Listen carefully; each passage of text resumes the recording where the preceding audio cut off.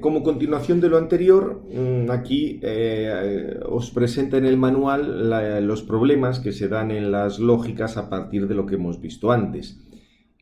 Conforme a la semántica extensional, no hay manera de poder justificar la referencia extralingüística de los enunciados. O sea, a partir del axioma de extensionalidad, lo que iremos haciendo será la correspondencia entre unas estructuras lógico-formales y otras. Por ejemplo, lo que en lenguaje ordinario llamamos bastón, en fisicoquímica será un cierto agregado de macromoléculas orgánicas. En física de los materiales será cierto agregado de compuestos de carbono. En física atómica, cierto agregado de átomos. Carbono, nitrógeno, oxígeno.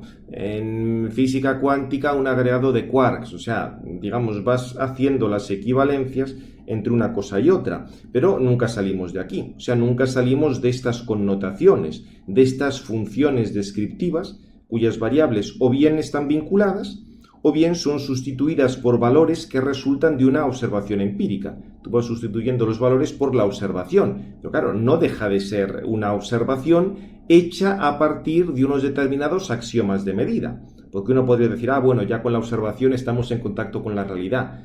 Sí, pero no, porque lo que tú estás observando lo que quieres medir y estás midiendo conforme unos axiomas de medida, con lo cual nunca salimos de este conjunto de connotaciones equivalentes. Por eso, como decía Quine, con todo rigor, ser, en esta ontología de la ciencia, es simplemente ser el valor de una variable, punto y basta. O sea, aquí el ser no tiene que ver ni con la causalidad, ni con la causa primera, ni con ninguna cosa de estas. Y la ontología de la ciencia, que para Quine parte de ese principio de sustitución, lo identifica sin más con la ontología científica. O sea, como si para él toda ontología científica es la ontología de esta ciencia a partir del axioma de sustitución. Sí, esto, repito, funciona muy bien para algunas cosas, pero para otras no. Por eso dice, para él, la ontología de la ciencia se reduce a individuar las condiciones lógico-lingüísticas que hacen consistentes caso por caso la vinculación mediante un oportuno cuantificador, sea universal o existencial, una variable libre respecto a una función proposicional. La sustitución con el valor de una constante de un enunciado observacional que pueda ser considerado equivalente. Es decir, tú haces una observación y tal observación da tal valor. Y entonces tendrías en la ontología científica objetos individuales, observables y no observables, si los relativos enunciados resultan cuantificados individualmente, para un X tal que. Tendrías ahí la observación individual y por eso pones el existe individualmente. Entre diversos tipos de objetos colectivos comunes a varios individuos, como organismo, electrón, etc. Entonces dirías para algún X tal que P. Existe algún electrón que cumple el ser electrón y esto tiene que ver con la medida que has hecho antes. Y luego entre diversos tipos de objetos abstractos, como número, propiedad, clase, etc. Si los relativos enunciados se cuantifican universalmente, para todo X tal que se cumple P de X. Bien. Y luego mediante los predicados proposicionales, no, y, implica, todas estas cosas, relacionas todas estas afirmaciones. Y aquí no estamos más lejos de aquello que dijo Frege.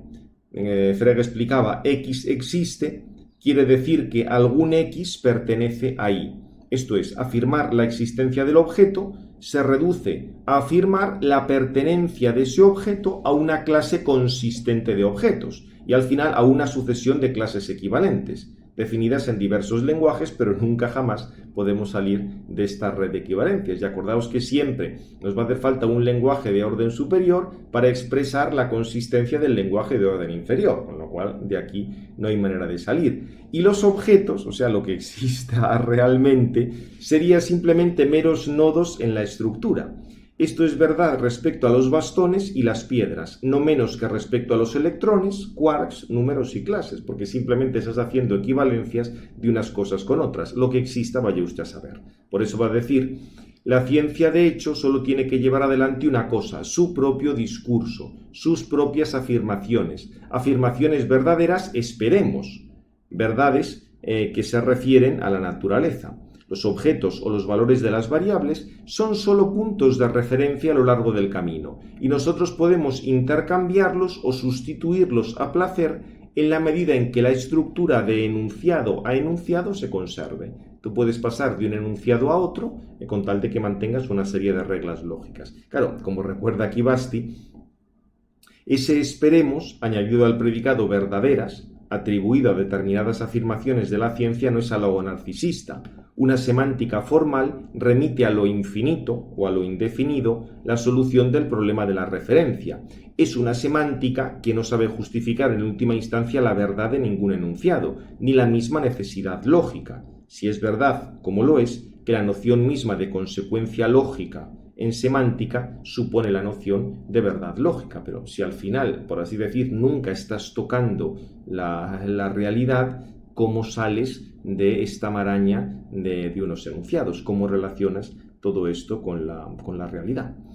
Bien, aquí pone también solo que esto ahora nos interesa menos. Bueno, recuerda que Quine, en este artículo bastante interesante, explicaba que que después de los teoremas de Tarski y Gödel, para el filósofo analítico que estudia estas cosas del lenguaje, no tenía mucho sentido distinguir verdades conceptuales a priori analíticas, un poco como los juicios sintéticos a priori de Kant, y verdades sintéticas a posteriori contingentes porque son empíricas y no conceptuales. Para Quine, si exceptuamos las tautologías de las leyes lógicas, de las cuales, dice, por definición no se puede dar ninguna interpretación de hecho, o sea, la identidad de una con otra no está en ninguna parte, no puedes dar ninguna interpretación factual, no hay ningún tipo de verdad analítica en el horizonte del análisis conceptual, o sea, no puedes hablar de los juicios sintéticos a priori o todo ese tipo de cosas. Al final, todo quedaría como una cosa a posteriori y contingente.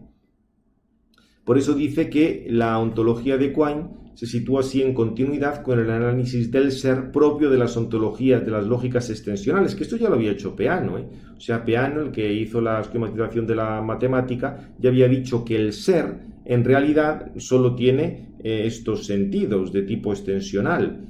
Pertenencia, ser miembro de, 7 es un número primo, quiere decir 7 pertenece a los números primos, que a su vez pertenecen a los números naturales. Inclusión, el hombre es mortal, la clase hombre está incluida dentro de la clase de los mortales, con esta reducción de los silogismos a la extensión, que esto tiene, Aristóteles no lo había pensado así, pero es la manera en la que se difundió el silogismo en la modernidad.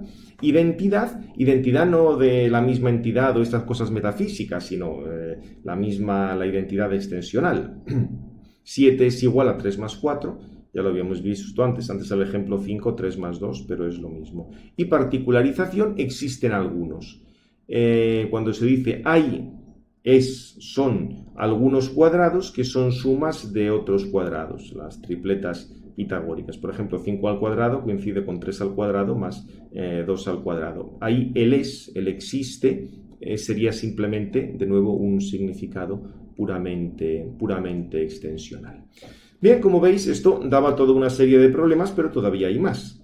Y es el problema de la predicación.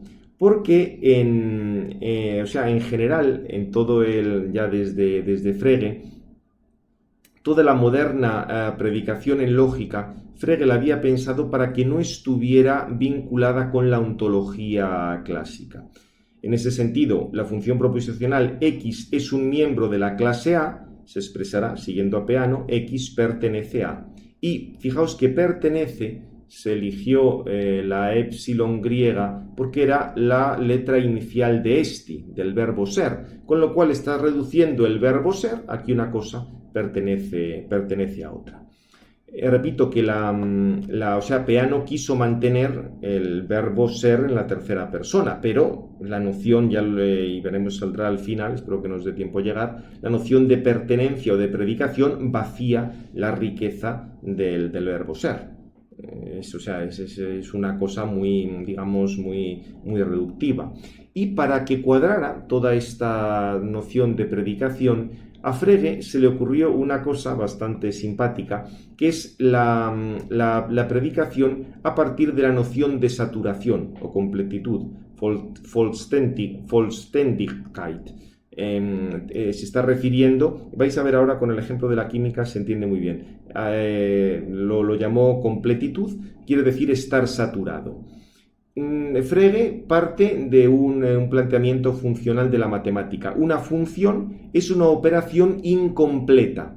O sea, si tú tienes simplemente la función, le falta algo. Tiene que completarse con algo. La notación sería como un paréntesis vacío. Cuando ya a la función le asignas un valor, te da otro valor. Si tú tienes la función, por ejemplo, y es igual a 2x.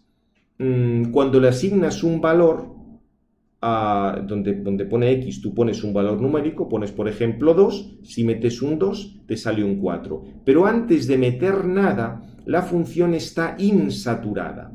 Pensadlo con el ejemplo de la química, aunque esto no es exactamente así, pero es un poco lo que se pensaba en la época de Frege. Tú tienes las moléculas de agua que van dejando unos huecos, entonces tú en ese agua echas azúcar.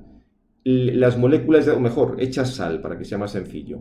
Tú echas sal y entre los huecos que va dejando el agua se van metiendo las moléculas de sal. Repito que no es exactamente así, pero para que nos hagamos una idea. Hay un momento en que todos los huecos están llenos y ya no puedes disolver más sal y la sal se te va al fondo porque ya la solución está saturada, ya no cabe nada más. Un poco esta era la idea que tenía en mente. Una función es una operación incompleta, insaturada, tienes que saturarla metiendo aquí los valores determinados. El agua está insaturada hasta que vas metiendo sal y ya se satura y no cabe más.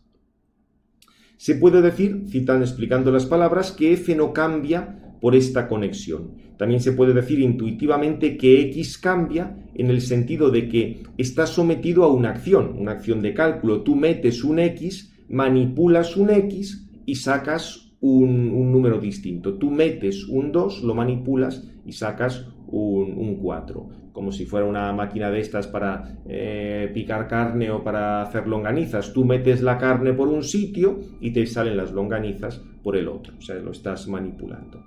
Entonces, si pasamos esto a las proposiciones, en la proposición tú tienes tres cosas.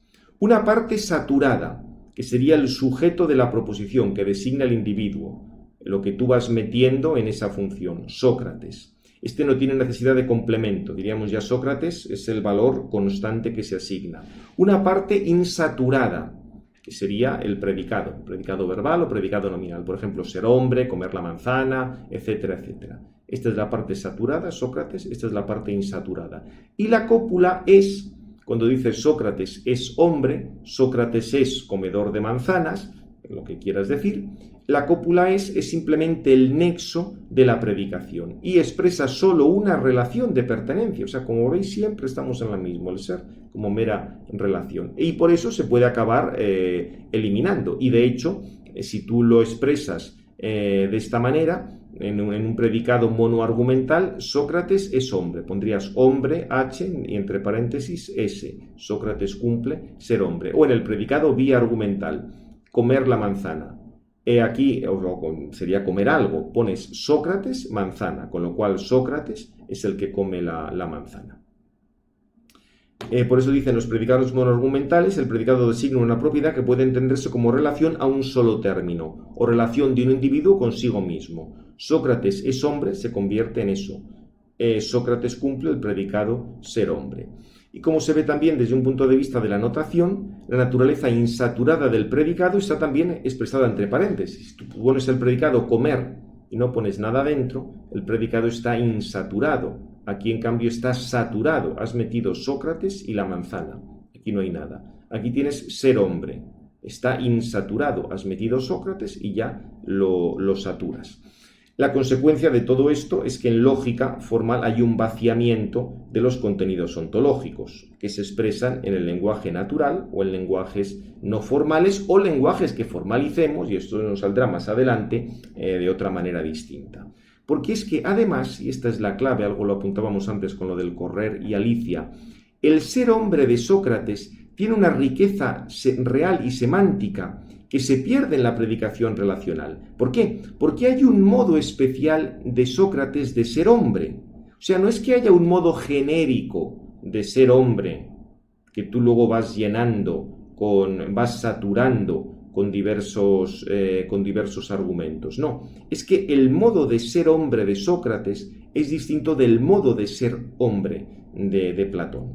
Por eso dice, el ser Sócrates de Sócrates tiene una riqueza real y semántica notable para la esencia de ser hombre. O sea, ser Sócrates será una manera de ser hombre. En el sentido de que sin el individuo concreto Sócrates, la esencia ser hombre sería menos rica en matices particulares y no estaría realizada en concreto. Por eso dice, en el nexo real entre sujeto, entre la sustancia primera y predicado, la sustancia segunda o el atributo real, se expresan modificaciones reales de uno y otro, porque estas modificaciones son algunas entre los infinitos modos reales, semánticos, de ser. Por eso la cópula es, en el centro de la predicación, no es un mero nexo de unión, sino es el fundamento de la interacción sujeto-predicado. O sea, no simplemente es que hay una parte saturada, el sujeto, y otra parte insaturada, sino que mutuamente se está saturando la una a la otra. Hay un influjo mutuo de una parte respecto a la otra, pero todo eso se pierde en la noción de predicación de Frege. Y el individuo concreto, desde el punto de vista ontológico, es concebido como siendo determinado únicamente por las relaciones con otros individuos. Por eso estamos aquí en una ontología puramente relacional, incluido el hombre, incluido el mismo sujeto. Por eso dice que se pasa de una ontología del ente, de la participación del ser, todo el tema de las causas y de sus determinaciones, a una ontología de estados de cosas en cuanto puramente relacional. Es curioso, ya antes, aquí pone este detalle en la nota, Riemann había transformado la matemática de ciencia de las cantidades en ciencia de las relaciones.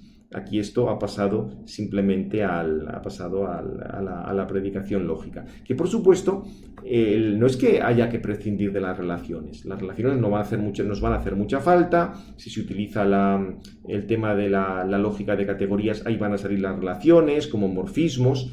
Pero aquí lo que sucede es que el ser ha quedado simplemente como un estado de cosas.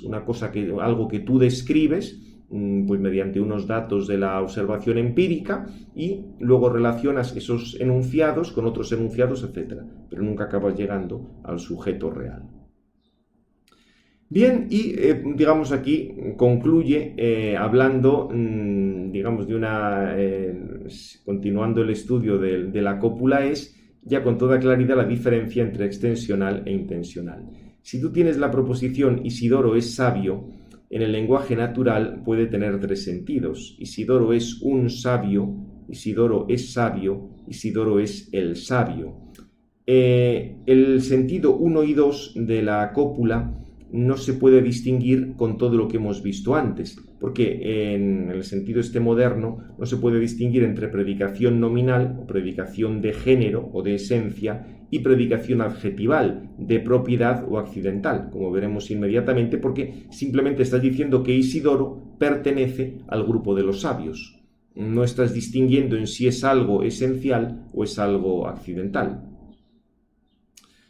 Y por ello, el mismo individuo, pertenencia del predicado respecto al sujeto y del mismo individuo a la clase denotada por el predicado, como hemos visto. En ese sentido, la cópula se puede eliminar como algo irrelevante. O sea, de hecho, tanto 1 como 2, Isidoro es sabio, Isidoro es un sabio, se simbolizaría como esto. Isidoro, aquí está el argumento, cumple el predicado, es ser sabio, e Isidoro pertenecería a la clase de los sabios. En el 3 hemos visto Isidoro es el sabio, un poco como lo de Aristóteles es el filósofo. El término sabio, puesto que está acompañado del artículo determinado el, tiene la misma función del sujeto gramatical de denotar un individuo, o sea, está actuando como un nombre propio. Y es lo que vimos antes, aquí tenéis la referencia, una explicitación del cuantificador singular en la lógica de predicados. Y aquí es simplemente está indicando la identidad, sujeto y predicado. Habría que formalizar Isidoro equivale a ser el sabio. no planteándolo de esta manera. Existe individualmente un X, quiere decir por definición que existe en general, existe al menos un X tal que X cumple ser sabio y a la vez para todo Y, si Y cumple el ser sabio, eso implica que Y es igual a X. Acordaos la manera un poquitín retorcida de presentar la cuantificación singular, pero como veis estamos siempre dentro de lo mismo. Por eso dice luego que esta teoría de Frege sobre la proposición es parecida solo en parte a la aristotélica, porque en Aristóteles vamos a tener la predicación mediante géneros. La predicación mediante géneros, que tiene que ver con las causas, no es la pertenencia mediante clases. En el apartado 12.5 ahí se presenta con toda claridad la diferencia.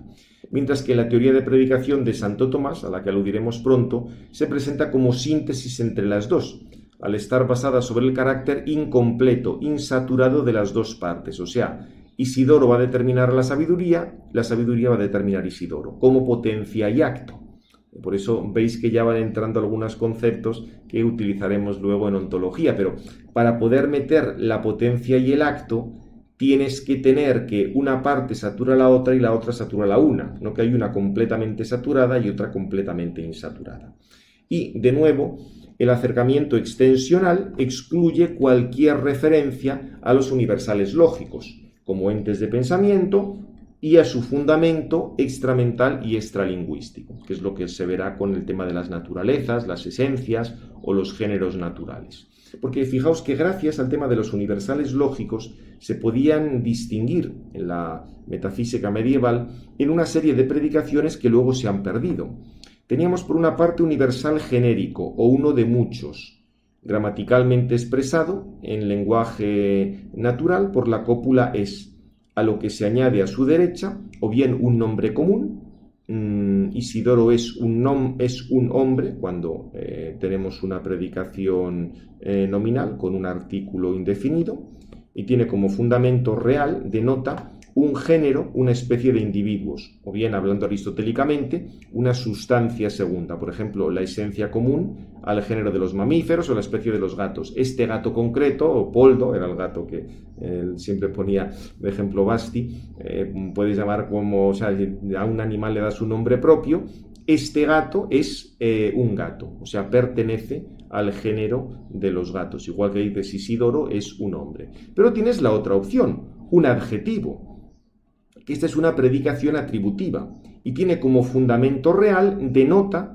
una propiedad particular de un individuo o de un género de individuos y sería un accidente de una sustancia primera o de una sustancia segunda. Por ejemplo, ser bípedo es común a todos los hombres, es decir, al género humano, o ser sabio es propio, es una cualidad de Isidoro. Pero como veis, estamos distinguiendo aquí ya entre una predicación nominal de esencia y una predicación adjetival o atributiva que se está refiriendo a un accidente, sea un accidente de una sustancia primera o accidente de una sustancia segunda.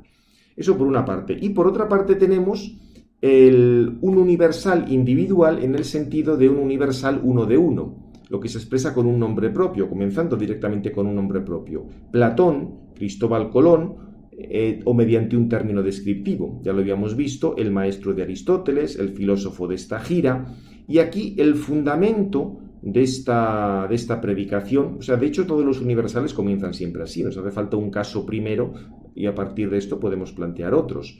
Dice, tiene como fundamento real no la naturaleza o género especie a la que pertenece el individuo, sino la esencia individual de un individuo singular, lo que sería una sustancia primera. Por eso, en la lógica medieval se podía distinguir entre cuantificación universal y particular para los universales genéricos, uno de muchos, y cuantificación singular, uno de uno, para los universales individuales. Claro, lo que pasa es que recuerda aquí, dejando aparte la metafísica medieval, nombres propios y términos descriptivos, igual que la cuantificación singular, son fundamentales en el lenguaje natural, porque aquí sí que tenemos la denotación de un nombre propio mediante la connotación, mediante la descripción definida. Aristóteles como Platón como el maestro de Aristóteles.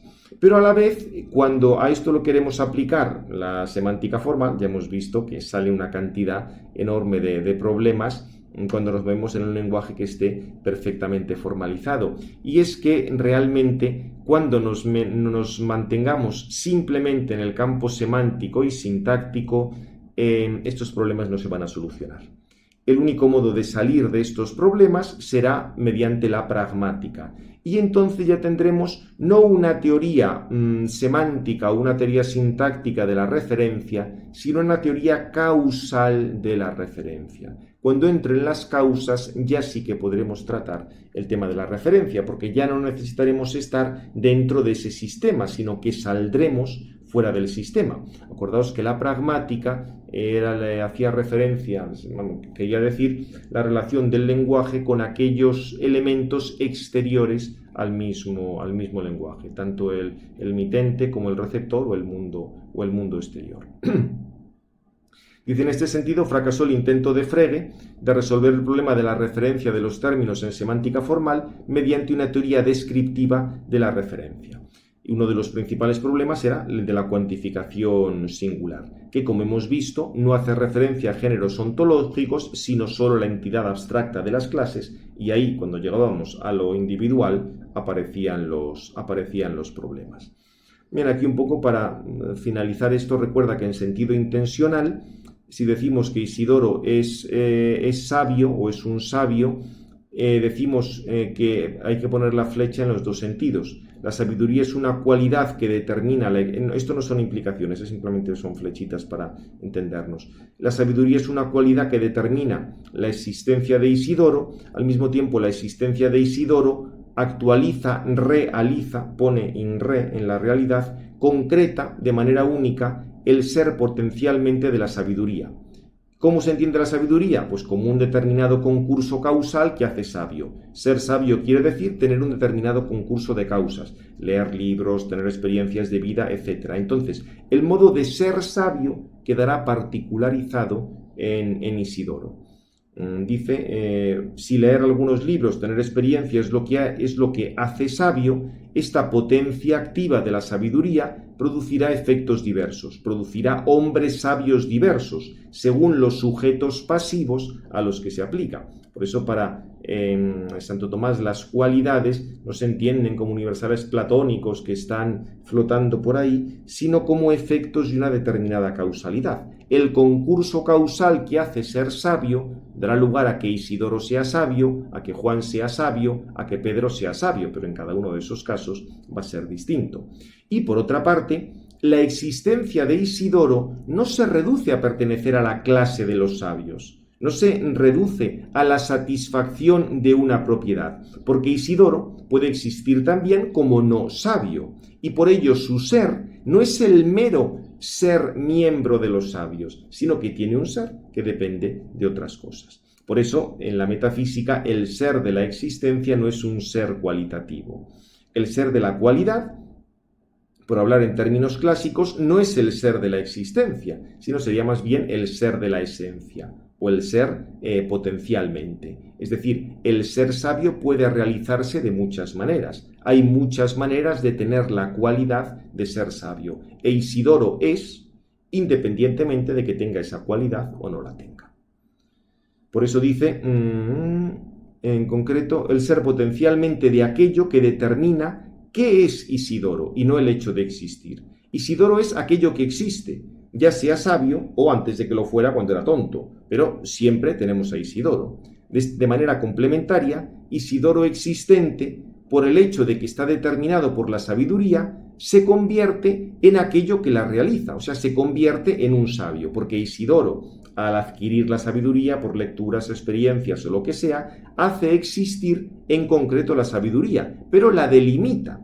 Diríamos, dentro de la capacidad activa de sapientizar, de hacer sabio que tiene la sabiduría, Isidoro hace que haya una manera concreta de ser sabio. Con lo cual, como veis, esto es un planteamiento completamente distinto de una mera pertenencia de clase que identificaba el ser de Isidoro con la pertenencia a un conjunto o a una clase. Con esto ya veis un poco por dónde va a ir la recuperación de la ontología, solo que para esto nos hará falta introducir algunas nociones de lógica modal, con lo cual el próximo día comenzamos con cómo a partir del movimiento de Kripke se recupera la ontología y cómo para esto nos va a hacer falta la lógica modal. Terminamos.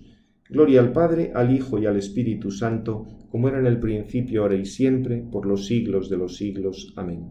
Sagrado Corazón de Jesús, en vos confío.